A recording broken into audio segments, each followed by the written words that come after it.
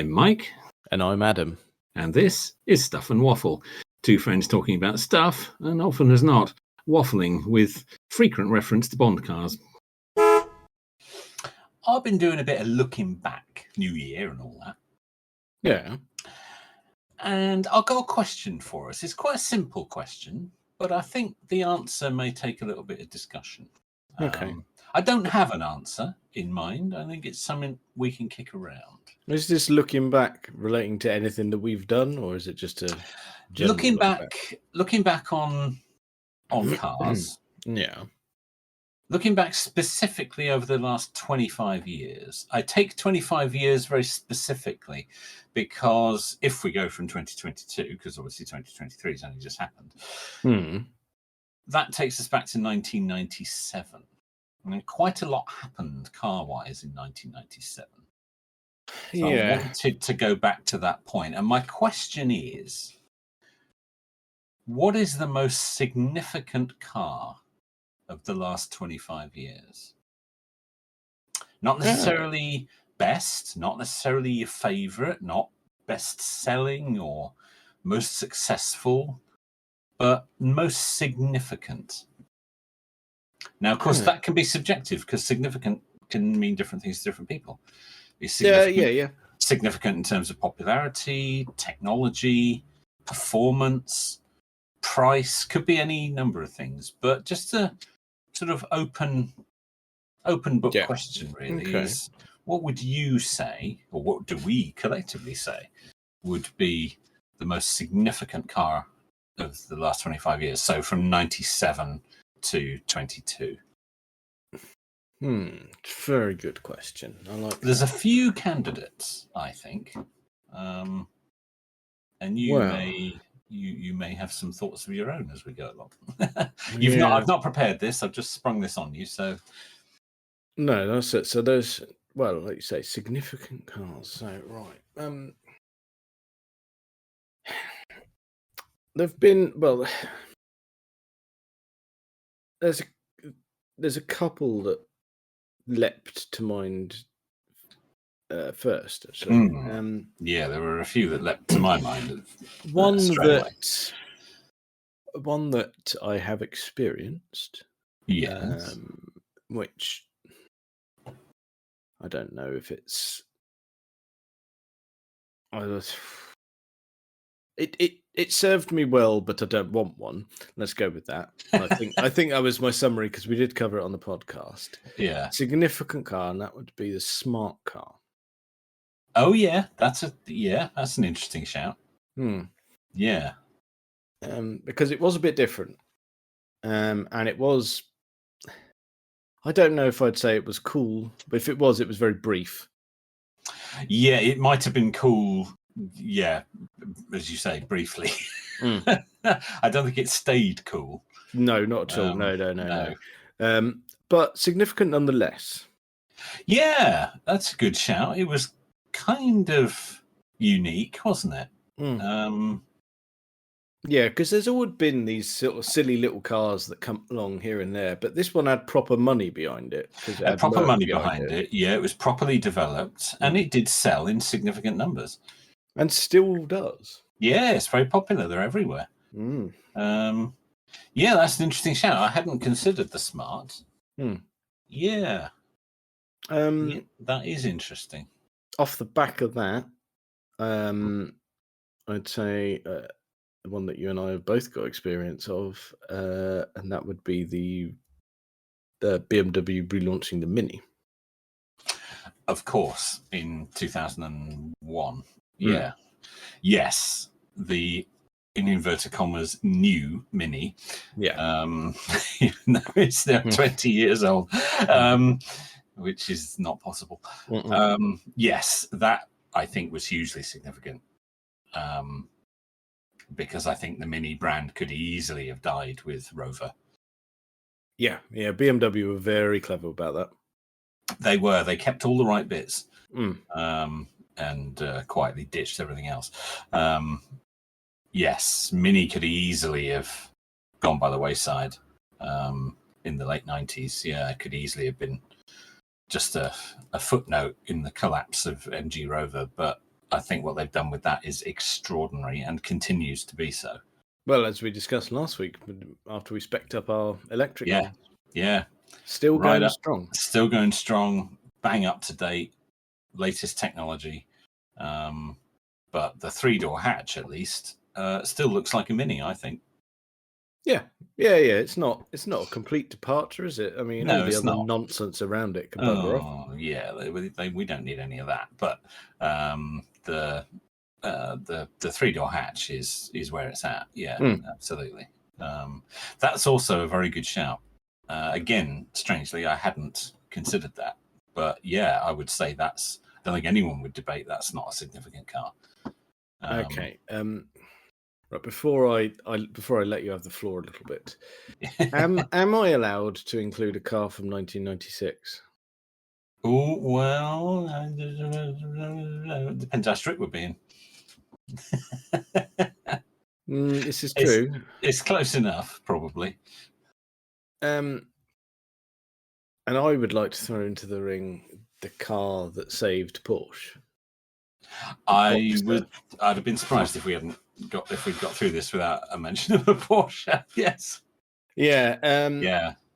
Because it saved the brand and became massively popular. That car, the wait list for that car was obscene. Because that concept debuted, was it 93? I want to say. I don't know. I'm sure and it went into production in 96. Is that right? Yeah. Yeah.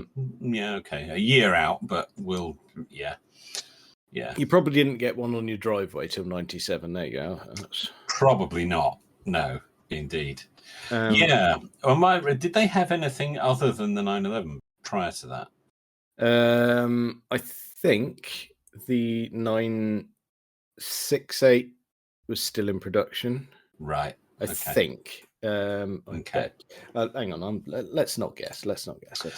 We don't guess on this podcast, do we? No, we do it 968. There it is. When did that cease?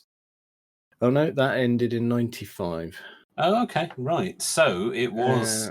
So it was a 911. Hang on, I'm being really as thorough as can be. No, the 928 ended in 95 as well. Right. So they were clearing the way then, really. Essentially, yeah. Yeah. And I don't think we got. Obviously, there's always been new iterations of 911, but other than when they introduced the Boxster, correct me if I'm wrong. I think the next car was actually the KN after that. The KN or the Cayman? The KN, right. I think the KN. They went all SUV before they did another sports car. Yeah. I think you might be right. Yeah, I don't think the Cayman didn't launch until 2005. I thought it was 6, but yeah, it's in the ballpark. Yeah. Yeah. So that, which you could have, of course, because it's within the 25 years. But you're going for the box. Yeah, well, the Cayman wouldn't have been a thing unless it was. Unless the Boxster had worked. If nobody had bought the Boxster, there's no way they'd have done the Cayman. No, simple as that. Yeah. That makes sense. Yeah, because 2000, because the first generation Boxster, the 986, ran till 2004, and then the second generation 987 Boxster came out, and so did the Cayman at that point. Okay, there you go then. Yeah, that's a fair contender, I think. The Boxster, opened up the brand, didn't it, to a whole different audience, really. It did. It was very much it was the entry level, but it's a mid-engined, well-proportioned, well-balanced car with a flat 6 engine. Yeah, they were a bit smaller because they launched with 2.5 litre, and then later up to the entry levels to 2.7. Yes. Okay. And then they had the S with the 3.2s, and when they went to second gen 987s, that was the S's ultimately got upgraded to 3.4. So you're really knocking on the door of 911 engines in your small Yeah, I mean, it's a car that the kind of 911 purists look down their nose at, but then they look down their nose at everything that isn't a 911, so and believe that Porsche should only ever make the 911 and nothing else. So, yeah, and I wonder if they've ever driven one. Yeah, probably not. No, probably not. Like the Ferrari people that look down their noses at the Dino. Same thing, isn't it? But yeah, that's a good shout. Although it is slightly outside of our range, but we'll go with that, I think, because it's close enough. I'm willing to bet in this country you couldn't have got one till 97. So let's no, probably not. Probably not. No, probably not. Okay, good shout. Good shout. Yeah. You've come up with 3 good ones off the top of your head there. Yes, that's good. Okay. Well, I'll tell you what, you reel off some and I'll see if any more leap to mind while you're doing that. Well, of course, if we're talking 1997, we have to mention the Mark I Focus. Yeah. Now, we don't need to recover the reasons why that was a hugely significant car, because we've covered it at length on this podcast. But I think although it's an everyman car, that's why it's significant. And it was such a breath of fresh air for Ford. And it changed the industry. It changed the design language of the whole industry within 2 years of that car being launched. Every major manufacturer had copied it. It was so different, and it was leaps and bounds ahead of the outgoing Escort. So I think the Mark I Focus absolutely deserves a place on a significant cars list. It does, yeah. You can get no arguments from me. No arguments from you. Another one I thought of, which is actually from the same year, and I did have to look that up, but it is from the same year, and that's the original Toyota Prius. Oh yeah, because we forget when they really came into their own, they were already on. They were not on the first generation at that point. They were on the second or third. But it was actually launched in '97. And it was, I mean, a sea of toss, wasn't it? I mean, you look at it, yeah. This piece of, well, yeah, it's a piece of shit, I'm afraid. It was not well built, especially coming from Toyota. It was very poor. But I think that the technology in it was significant, even though very few people at the time understood it. Nobody at the time really understood why it was necessary or where they were going with it. And as it's turned out, they didn't really go anywhere with it. But it started that whole thing of people rethinking what a car was. Now, they didn't execute it as well as they could have. Toyota were capable of better. But the seed of the idea was right, and they did it very well from a technology point of view. And it's a car that was much maligned throughout its life. It's a car that they haven't really developed, particularly. I know they're still making it, but it's still a hybrid at the end of the day. But in the mid-90s, that was cutting edge. It was. I mean, like you say, no one knew what it was or what it was for. No, and certainly first generation did not sell big. No, it didn't. That was mainly because it felt so cheap and crap, and nobody quite knew what it was for. And it wasn't very attractive. The design wasn't particularly exciting, and nobody really knew why it existed. That became clearer later on. But at the time, it was cutting edge. But as I say, whether that technology succeeded or not, I think it started the debate of people starting to rethink what the car could be, and maybe petrol and diesel isn't the only way. They planted the seed. Yeah, I think it did. And I think for that alone, it's significant. It's not significant in terms of, it wasn't a groundbreaking car as a car, but the way you used it and the way it was fueled and the technology on board, I think did make it significant. Yeah, in my opinion. I'm willing to accept that. Yeah. Likewise, on the back of that, the original Nissan Leaf, which was launched in, I believe, 2011. Mm. Coming quite a bit later, but very much picked up the baton from the Prius, I think. I think so too. It made EVs accessible to a lot of people. It did, actually, because it was well priced. It was better built than a Prius. I would say more attractive than a Prius. Doesn't take much, does it? It didn't take a lot. No, that wasn't a high bar. No. And again, I think it moved the argument on. It sort of continued the thought of, what different thoughts about what a car could be. It was mass market. It was relatively affordable. I think it moved things up. It was kind of what the Prius should have become, but didn't, and strangely still hasn't. Yes. Which is very puzzling that they are continuing with that, but there you go. Toyota have decided to go in a particular direction. Weird. And everyone else has said no. But we've mentioned that, but we still don't get it. No, that it's a car that they've forgot to stop making.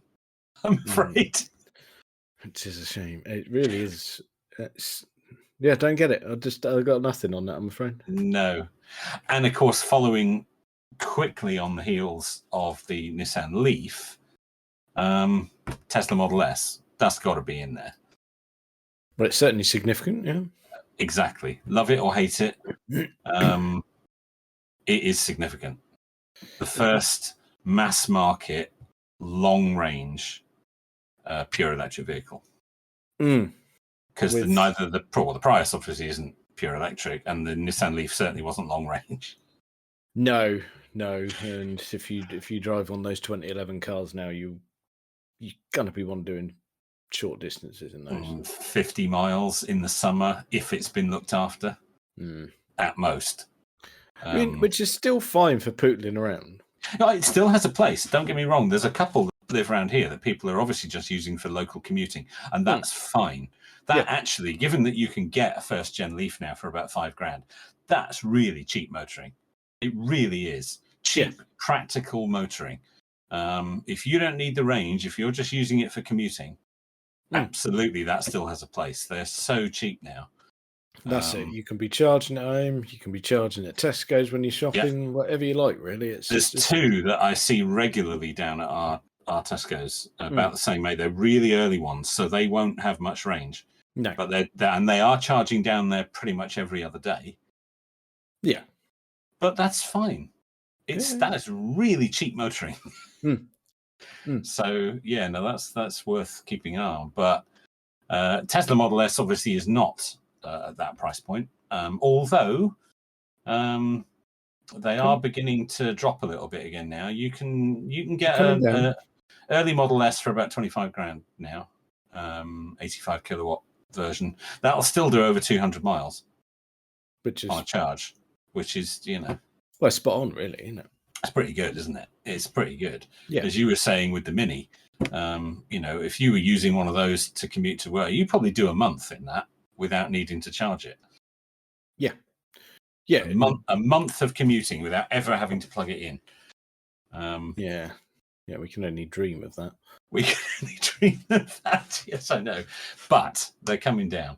But the original Model S launched in 2012 in America and 2014 in the UK. Massively significant car. Yes, it's got to be on the list. I would argue that enormously. Like that. The only other thing that occurred to me on a different scale entirely, and going back a little bit in time to 2007, I would like to argue for the Jaguar XF. I think it made people stop and look, I think. Exactly. It wasn't as significant as it appeared to be. It certainly fooled the press. As we know, it was really the original XF was just a reskinned S-Type. Had all the same engines, same backbone. But it looked so different. Ian Callum's design really it set the direction for the next 20 years of Jaguar, really. Yeah. And they did update it over time. It did become technically more revolutionary than it was, or maybe not revolutionary is not the right word, but technically more different from what had gone before than the original XF. But it made people stop and look at Jaguar again. It did. It was, like you say, not revolution, but certainly design revolution. Design revolution, not technical revolution in that first generation. No.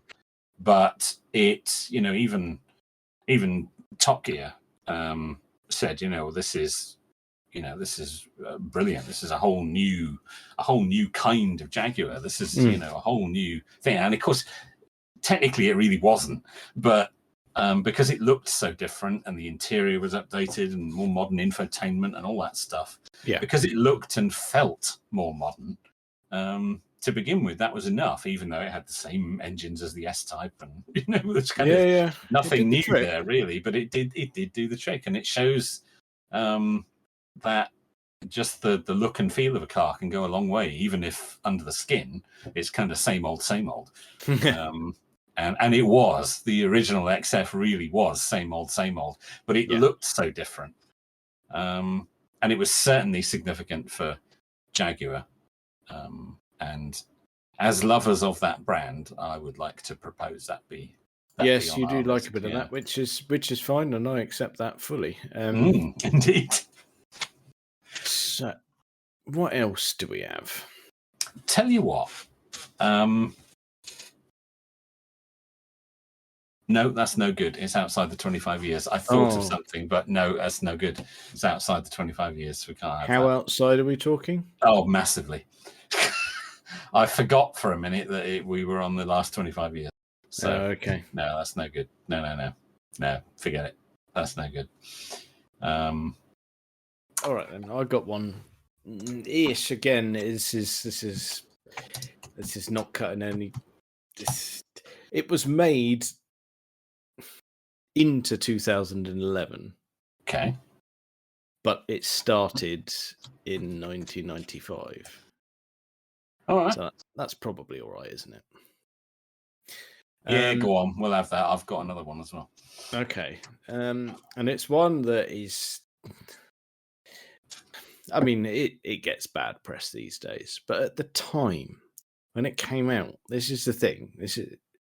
And I know it's one you hate. Well, not hate, just not interested in. But the MGF. Oh, okay. Yeah. No, I don't hate it. I just think it's a pile of... Yeah. Well, it's just not brilliant. No. I don't think anyone would claim it was brilliant. No. But you're putting it forward as significant. I'd say significant, yeah. Yeah. There was a big stir around that when that happened. Yeah, there was. That's true. I was at the motor show when it launched. Okay. That was impressive. And the next door neighbour to my grandparents at the time was the head salesman at County Garages in Barnstable. And he knew I liked cars. And he said tomorrow, I'm bringing the first MG in Devon home in the evening. Oh, that's a moment. Yep. So I made sure I was round there, and I got taken out for a ride in that. Wow. So I mean, wow at the time. Yeah. I'm serious. Yeah. I'm not taking the proverbial. That's a genuine wow. Yes. Yeah, I was elated about that. Yeah, absolutely. Wow, first one in Devon. First one in Devon. It was in the green. I don't know if they actually called it British Racing Green, but it certainly looked like it. Yeah, they might have done actually. I'm not sure. No, I'm not sure. It may have been something else. Yeah, I don't know. They use their colours a lot. They do, and the good thing about it, being brand new, the head gasket hadn't gone yet. I was going to say, I know someone who had one brand new, and it was the worst car she'd ever owned. It was horrific. It leaked. It kept breaking down. Terrible car. Oh yeah. Well, but as you say, it made people take notice of the MG brand again. That's it. After their, do you remember their piss poor attempt again? I was at the motor show when this thing launched, when they said, "Oh, it's the all new MG RV8." I went, all new? I don't think it is. It looks like the one from the 80s. Yes. Yeah. Are you sure this is new, or is something you just found in the back of the warehouse? Yeah, so that's what's happened there. But yes, because they. Well, when did MGBs stop? No, the original MGBs were 1980s. I want to say, I think it was 80, wasn't it? Pretty sure it was actually 80. I'm going MGBs. Yeah, because it was they did all the different special editions, but the MGB and the MGB GT, I think they both stopped in 1980. 1980, you're quite right. MGB, ended in 1980. Yeah, and then we had the all new one that ran from 92 to 95. Yeah, I wonder how many they actually sold. Not so many. Yeah. Well, let's see if we can find out, shall we? Come on then. Oh, here we go. Oh no, I just found it. You got it too. Yeah. 1,983 produced. Safe to say that was not a massively successful vehicle. A large proportion of the limited MG RV8 production went to Japan. 1,579 of the 1,983 went to Japan. Well, it's like a little K car, isn't it, really? So you can sort of see that. Yeah, but a K car is a teeny tiny 660cc, I think. Yeah, I know. Teeny tiny little engine as well. Whereas this is a 3.9 litre Rover V8. Yeah, they're not having that in Tokyo, but no. Yeah, interesting. But yes, I've not said that's not significant in any way. It's significant for all the wrong reasons. That's significant for the wrong reasons, yeah. And exactly. outside of our date range. However, the MGF, I think, is significant. Yeah, I'll let you have that. Yeah, I'll let you have that. I think that's fair. Can I have another one as well? Please, many as you like. Yeah. Yeah, I'm not limiting us on numbers. Yeah. Oh, you're not. No, there's one that's anything you can think of. Yes. There's one that's come to me, and it's one that I drift in and out of. I don't know whether I like it or not. And that's the Audi TT. Very interesting. I don't think you could claim that wasn't significant. Like you say, it's not a car we're interested in, but I think you certainly claim that as significant. Yeah. I don't know. There's maybe one of the 3.2 Quattros in the original shape. Yeah. I could be vaguely tempted. It's got a bit fat these days, isn't it? But yeah, I really prefer the look of the original. The original one was good. They've got steadily worse ever since. Yeah. But still, yes. Significant as you like, I'd say. I would say so. I think that's. There's all sorts of things, isn't there? You could have, but yeah. that was a game changer. That took a brand that. Well, don't get me wrong. The other stuff at the sort of time that they're producing, well, because they would, that wouldn't have been long after. It was the RS2. I mean, that was a properly cool car, and you've got your. Let's have a look. RS2.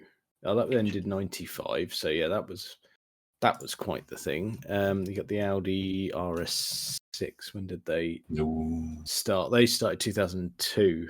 Tasty, very tasty. The C5s. Yeah. And you think, I think for a brand that was perhaps, was Audi TT was 98, wasn't it? brand that was perhaps a bit tarred with the boring brush at the time. Oh, absolutely. What was it Mr. Clarkson said? Audis are mainly made for German cement salesmen. Yeah, he's not wrong. I mean, you think back to the 80s and the Quattro and the Group B Yeah, Rally. yeah. They were on it. That was cool. Yeah. But they'd gone a bit quiet. Then they had the TT, in which kind of relaunched it a bit. And you think, all right, this is that they made a really cool car that people wanted. And it did wonders for them. And then they appeared back in motorsport again. They just dominated Le Mans after that, and you think, they were kind of on their way back then. But as you say, there was a period of dullness there where there was really nothing interesting going on. And this, the TT just came out of nowhere, and everyone, whoa, yeah, we'll have a bit of that. It was different, wasn't it? Again, I think it may even have been attributed to Clarkson as well, but he certainly. In that early 2000s period, I think he said that the problem with the German manufacturers were, Audi, BMW, and Mercedes, that they were all so obsessed with what each other was doing. They all ended up basically making the same car. Yeah. And that was the problem. It was kind of lowest common denominator, wasn't it? It was just kind of, you ask 300 people what they want for dinner, you're going to end up with hamburgers or hot dogs or something. It's going to be, the lowest basic thing. And they all ended up just kind of making the same thing. There was nothing to choose between them. Yeah. And then this moved the goalpost, didn't it? And that was it. Yeah, it did. Yeah, that's a good shout. A good shout. Yeah, okay, that's it. Just realised the Jaguar X-Type fits into our time frame, but I'm not going to propose that. Okay. Yeah, I would probably argue against it. I am, however, going to propose the Bugatti Veyron. Oh, there you go. Which came out in 2005. Yes. And that was significant. Yeah, you can have that all day long. Yeah, that was significant. Because everyone said when VW bought the brand, and they said, "Oh yeah, we're gonna be doing a quad turbo W16 with 1,000 horsepower." Yeah, of course you are. Of course. Yeah, all right then. Yeah, okay. And they produced some drawings, and everyone said, "Well, it'll never look like that," and if it ever happens at all. Yeah. And then it arrived. And it arrived, and everyone went mental for it. And then, yes, and it was a big deal. And you remember that Top Gear never tended to sort of say what we're gonna. They never made a big thing of what we're gonna do next week until that. Until that came along. Oh, yeah, that was it, and everyone went, "What?" Yeah, because they episode, did their It was Italy, wasn't it? To the top of whatever NatWest Tower, was it in London? Oh, with the truffles. Yeah, with the truffles, right. And James in his private plane, in his little plane, and Clarkson in the Veyron. Yeah, that was one of their best races. That one. That was a good one. Yeah. That car was incredible. I mean, the tech was incredible. The numbers were incredible. Everything about it. It's kind of gone off the boil a bit since then. But it was the first of its kind. It was the first of its kind, and they did what they said they were going to do. A car that a lot of people said would never exist, did. It did everything that they said it would. And I've got a lot of time for those original Veyrons before they went all these special editions with the wacky colours and extra wings. I'm not interested in all the stuff that's come since, but those original ones from 2005, yeah. I mean, it's not beautiful, but no, it probably isn't. But it's not. I tell you what, it does. It captures the elegance of those older Bugattis. Is it the? Which one am I thinking of? Hang on. I think I want to say Type 57. Yeah, Type 57. Yeah. Well, it had the grill off one of those. So But, that's, but it's those, it's the swooping curves, yeah. and I like that about it. I thought it was a nice nod to the heritage. I thought, it's got a bit daft now, but that was the first of its kind of like insane hypercars. Yes, it was. Started And a whole new segment, really, didn't it? it did, and I tell you what I like about it as well. Is, it was years and years before I ever saw one in the flesh. Yeah, and they're quite a thing. There's a lot going on. There's some details on that. I liked it. Yeah. Well, the interior as well was just it's exquisite. Yeah. Pricey. Dirty. Yeah. Oh, yeah. Yeah, we're not getting our hands on one. No. No, it's not for you or I. But no. Still, yeah, I agree entirely. Everything else that's followed it couldn't give a toss. No, not interested. Very the original one. If you got one from 2005, that's the fella. Yeah. Absolutely. Very good shout. Have we got? I wonder then. I don't know whether we're going to include this, but I think I must suggest it because I don't think people realise its significance at the time, but I think they do now. And it's what's parked on your driveway. Oh, very good. The original Ford Puma. Very good. Yeah, I've not considered that. I think in 1.7 spec, like yours. Yeah.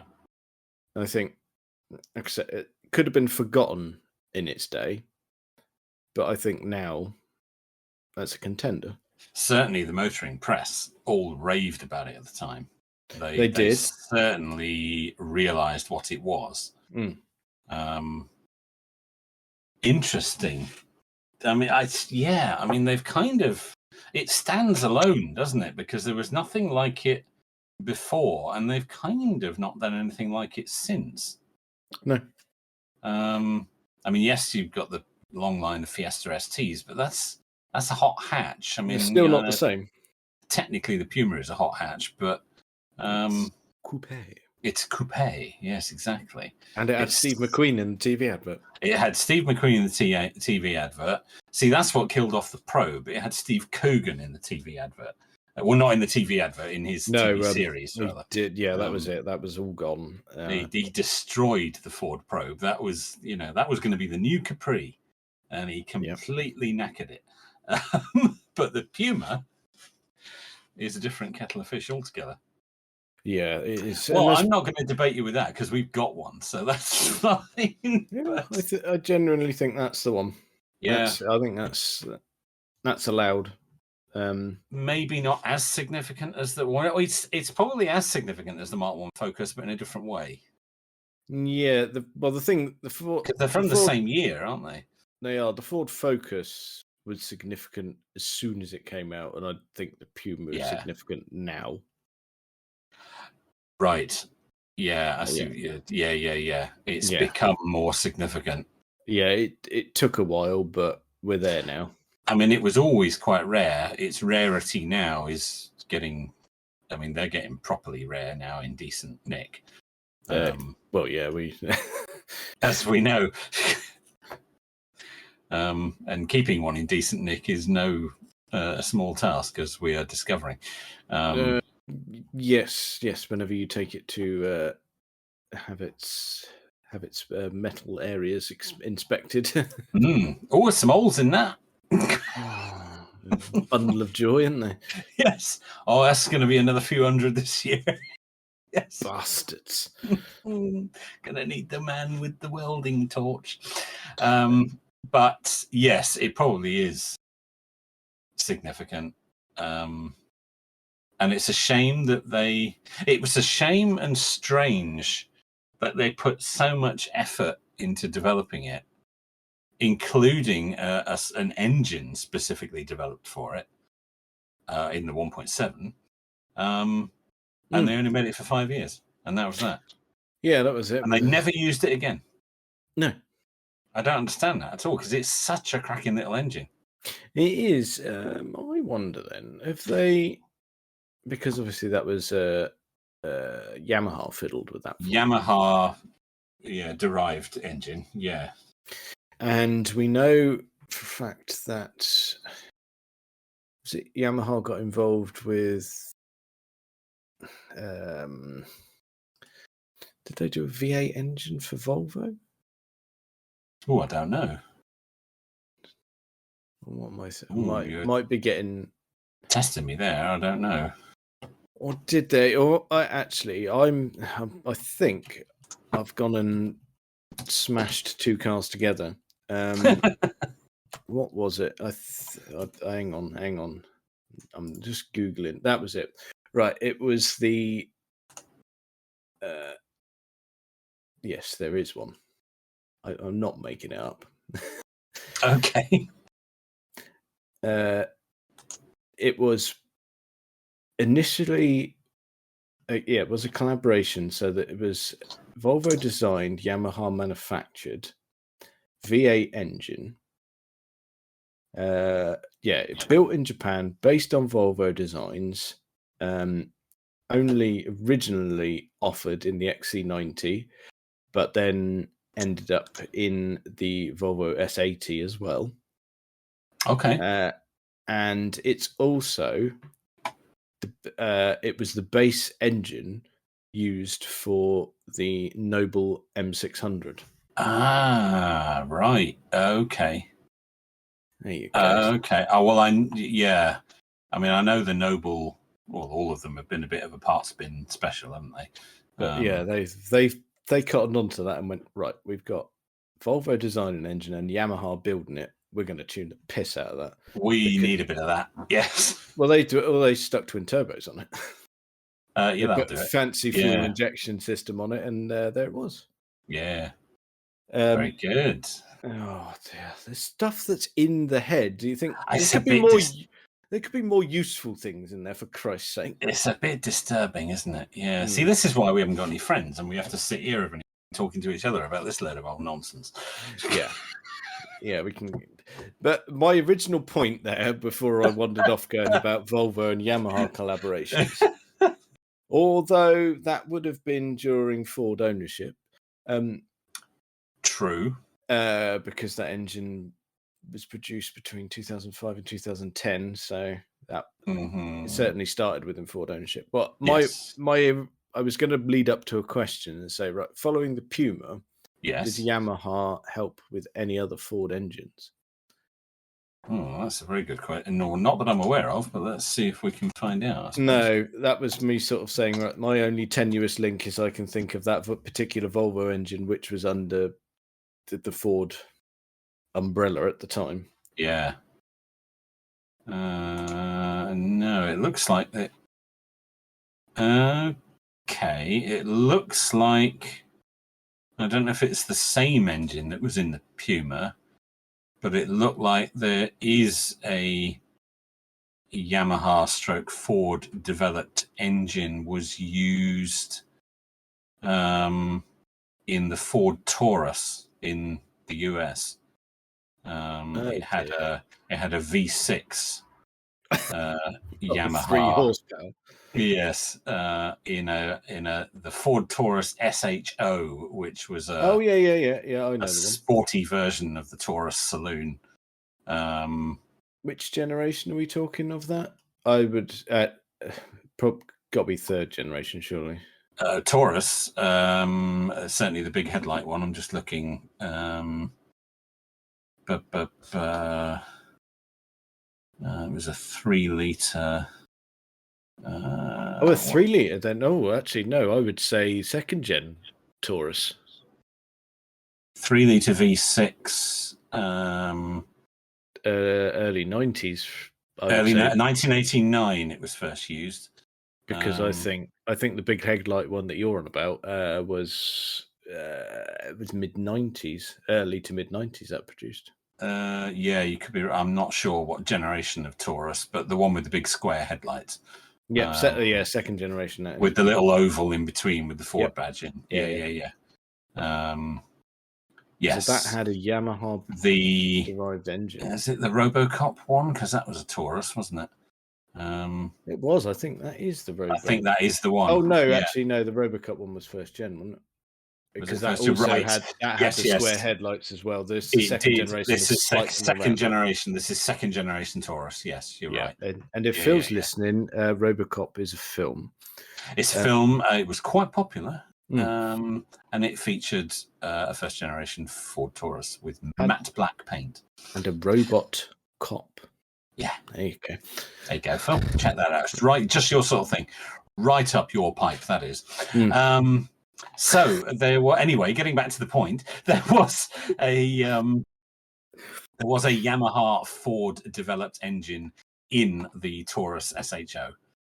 Good. But it's the same era as the Puma, slightly earlier.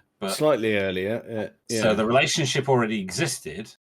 So they produced something for an awful American car, and then they produced something for a superb European car. Yeah, that's fair. Oh, you've summed that up quite well. But oh my goodness me, how did we end up here? I'm not quite sure. Well, you proposed the Puma as a significant car. Significant car. And then you went off on one about some Volvo with a Yamaha engine, and now we're back here talking about Tauruses. But at least we've cleared up everything Yamaha, Ford, Volvo related. We've gone deep on that. We've given out more information than anyone ever wanted on that subject. It's a service we provide, you know this. It's a service that's provided, and it's a wonder that any of us ever got significant others. Yeah, that is a complete mystery, I have to say. Yeah. Total mystery how that happened. Anyway, nevertheless, we've made quite the list there. Have you got any other bits and bobs for it? There was one more I was going to propose, go on then. which is very different to anything we've discussed to this point, but I think it might be the place to round off. Rolls-Royce Phantom 7. In the everyman car. The everyman car. Well, we've had a Veyron. True. It's more everyman than that. It was a massive departure for the Rolls design studio, wasn't it? Well, it was. Am I right in thinking that was the first car under BMW ownership?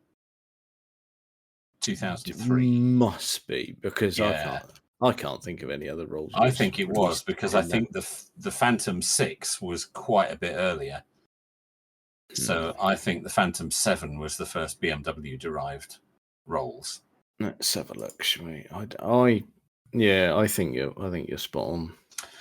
And I argue it's significant because it was such a massive change of direction for a big brand like Rolls-Royce. And I think it set the tone for the direction that they took from that point on. And anyone who says it's just a BMW 7 Series has never known anybody who's had to try and buy parts for it. It is most definitely not a BMW. No. Well, it is a BMW 7 Series, but it's slightly different enough that none of the BMW parts will work.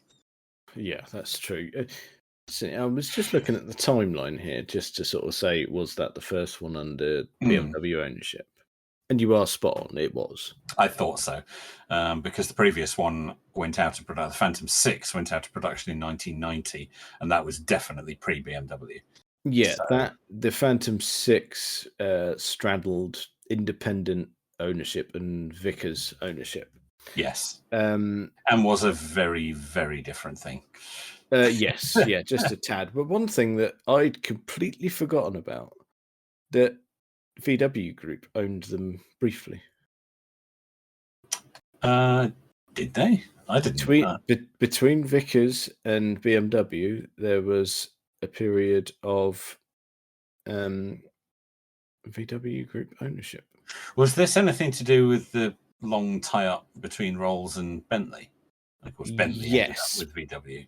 Yeah. Because if you look at all models made in that period, the Silver Seraph, or whatever the bloody hell you say, Seraph, Yeah, Seraph, I can't. Seraph, yeah. It's very small font. Is it? Yeah, it is. The Park Ward and the Corniche 5. Right. They are all Bentleys, basically. Yeah, there you with go. different Yes. badges on them. There you go. Uh, Yes. Mind you, Rolls and Bentley did the same thing as Jag and Daimler, didn't they? They were turning out the same cars with different badges. They were they've done that for a long time, but these ones are just glaringly obvious. They all look like bloody Arnage or Brooklands. Oh, there you go. Yeah. Just tweak the headlights a bit and off you go. Yeah, even then, really, yeah. I'm not not a lot. Anyway, I'm not proposing a 6. I'm proposing a 7. I think it's probably only significant to Rolls-Royce owners, but it was the first of its kind. It changed the direction for Rolls-Royce. It very much updated what they were doing. Gave them a technology boost that they wouldn't have had any other way. And actually made them quite modern cars, which they really weren't up to that point. Yes. Well, the little bit in between, let me send you a picture. This is under the VW ownership. Oh, it's going to be bad, isn't it? Well, it's going to be a Bentley, isn't it? Oh yeah, that's a not even tried. There is no disguising that, is there? No, that is a Bentley. Yes. Yes. Yes, just is, isn't it? Yes. All right then, but yeah, your shout, Phantom 7, perfect. Actually, I think it was a massively significant car, and I still like seeing them. Yeah, I do. I like having a poke around them. Yeah, I've got a lot of time. I'd love to have a ride in one. Yeah, I've never been in one. I've never been in a Rolls Royce, I don't think. Oh, have you not? Don't think so, no. Oh, I've been in a Shadow. No, I don't think I've ever been in a Rolls Royce. Oh, no, I've been in a Shadow. That was lovely. Oh, yeah. It was, I was a youth, obviously. Yeah, obviously. I can't remember where it was, but I was just in awe of this thing. And got taken for a spin. Oh, you gotta love a Shad. Yeah. Gotta love a Shad. Yeah. And they can be had for such low money now. It's just like, you mustn't, but you can get them for a few grand. I would be disowned because Kaylee, it wouldn't necessarily be about the money element. It would be about you're not going out in that, are you? Element. Really? Yeah. Oh no, it makes such a statement. It does. She never used to like the statement when I drove Phil's Jag a lot. No, but XJ40, that's you can't compare that to a Shad. Yeah, but they're very different. But it's still the same sort of thing of going, well, I'm just going to waft along. And True, it is. Yeah, I suppose it's sort of in the same category these days. Yeah. Oh, but Shad's got such presence. Oh, you would look. Well, you'd look ridiculous, but you'd also look glorious at the same time. Yeah, I'd be at home. Yeah, I would. So, you'd have to commute to work in that. You just have to. I don't think there are any parking spaces quite big enough. No, you're going to need to. You're going to need 2. So I'm gonna have to straddle. You are. You really are. Oh, that would be glorious. It really would. It would, wouldn't it, actually? Oh, maybe we should revise our search for a Mark Focus and start searching for a Rolls-Royce Shadow. Oh, God, well, there's solid advice. All right, Silver Shadow, I should say, because there's a Shadow as well, isn't there? There's two different things. Anyway. Right. Okay, so what we've done here, then, is we've given quite a good list, and it's been quite off the cuff. Very off the cuff, yeah.